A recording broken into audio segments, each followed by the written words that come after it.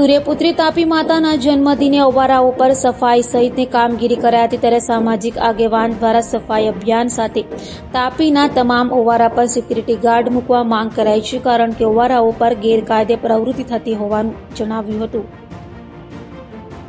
સૂર્યપુત્રી તાપી માતાના જન્મદિવસની ઉજવણી કરાઈ હતી। તાપી નદી એટલે કરોડો લોકોની જીવાદોરી। એક સમયે આ તાપી માતાનું સ્વરૂપ એટલું સુંદર હતું કે આપણે વિદેશ પ્રવાસ કરી રહ્યા હોય તેવો અનુભવ થતો હતો, પરંતુ હવે વાત ગંદકી ઉપર આવી ગઈ છે।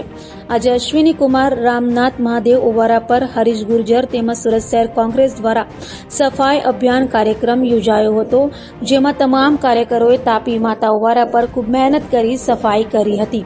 તો હરીશ ગુર્જર દ્વારા જણાવવામાં આવ્યું કે સુરત શહેરના તમામ ઓવારા પર સિક્યુરિટી ગાર્ડ મૂકવામાં આવે અને પોલીસ દ્વારા સમયાંતરે કોમ્બિંગ કરવામાં આવે, કારણ કે નદી ઓવારા પર દારૂની હેરાફેરી, ગાંજો, ચરસ, ડ્રગ્સ તેમજ જુગાર રમતા હોય છે અને જે લોકો નદી ઓવારા પર ગંદકી કરતા હોય છે એમને દંડ સહિતના નિયમો લાગુ કરવામાં આવે તેવી માંગ કરી હતી। હું સુરતના સાંસદ, ધારાસભ્ય, કોર્પોરેટરશ્રી, મેયરશ્રી અને તમામ અધિકારીને એક નિવેદન કરીશ કે સુરત આ રિવરફ્રન્ટ જે તાપી નદી કિનારા જેટલા પણ ઓવારા છે ને એ ઓવારા પર સિક્યુરિટી ગાર્ડ મૂકવામાં આવે। બ્રિજ પર પણ ગાર્ડ 1-2 વર્ષ માટે તમે ગાર્ડ મૂકશો ને સિક્યુરિટી ગાર્ડ, એક જ વસ્તુ કહેશે ભાઈ અંદર તમે જાઓ ખરા, પણ કોઈ વિધિ, કોઈ ફૂલપાત્રી પધરાવી નહીં, કારણ કે લોકલ સ્થાનિક લોકો જે સેવા કરે છે ને એનું લોકો માનતા નથી।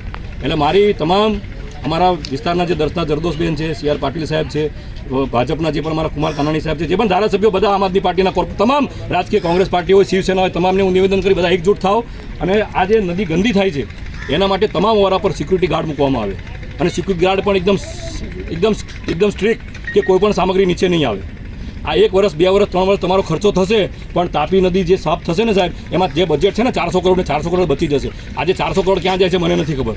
400 કરોડનું બજેટ છે સાહેબ, કેટલું બજેટ હશે તાપી સભ્ય અભિયાનનું? 400 કરોડનું બજેટ છે।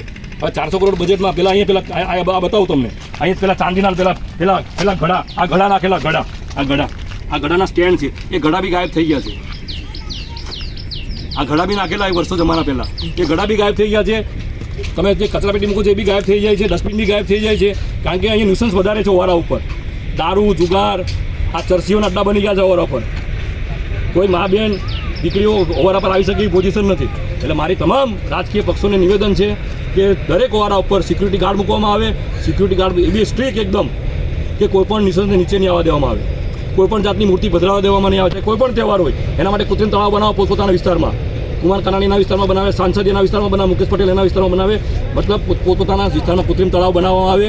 અને જે ધાર્મિક લોકો છે તમામ સમાજના, જે માતાજી, ગણપતિ, જે પણ તહેવાર આવે છે એની મૂર્તિ ત્યાં સ્થાપી, એની વિસર્જન ત્યાં થાય, નદીમાં ના થાય। એટલે આવાવાળા સમયમાં નદી પાછી આપણી અતિવી થઈ જાય। ફક્ત સિક્યુરિટી ગાર્ડની જરૂર છે અને લોકજાગૃતિની જરૂર છે। ધન્યવાદ। જય